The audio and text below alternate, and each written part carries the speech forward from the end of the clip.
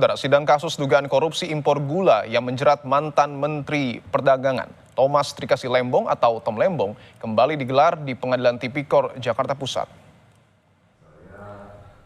Sedianya pemeriksaan Tom sebagai terdakwa dijadwalkan pada Senin, namun sidang dengan agenda pemeriksaan terdakwa tersebut harus ditunda dan akhirnya digelar pada Selasa ini.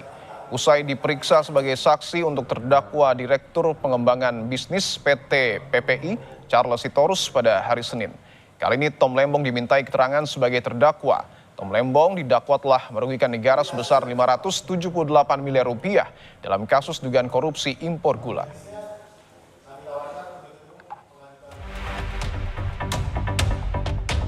Menteri Perdagangan 2015-2016 Thomas Trikasi Lembong alias Tom Lembong menyebut nama Presiden ke-7 RI Joko Widodo dalam sidang dugaan korupsi importasi gula.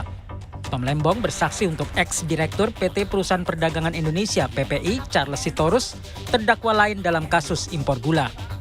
Menurut Tom, awal mula pihaknya membukakan impor dan operasi pasar gula berasal dari perintah Jokowi.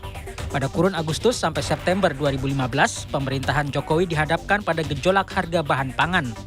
Jokowi lalu memprioritaskan sektor perdagangan agar harga komoditas bahan pokok itu bisa dikendalikan. Saat saya pertama kali ditunjuk dan mulai menjabat sebagai Menteri Perdagangan,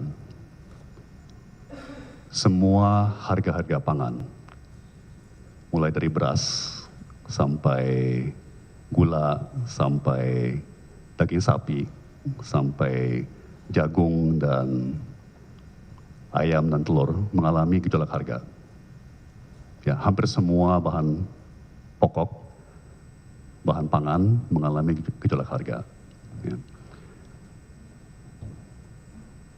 Sebagai menteri-menteri bidang perekonomian yang bertanggung jawab, kami kemudian menindaklanjuti perintah Presiden agar pemerintah segera menindak, mengambil tindakan yang diperlukan untuk meredam gejolak harga-harga tersebut. Mohon maaf, saya potong dulu. Untuk perintah Presiden tersebut ya, saudara langsung mendapat perintah dari Presiden? Iya, Yang Mulia. Dalam bentuk apa? Lisan atau tertulis?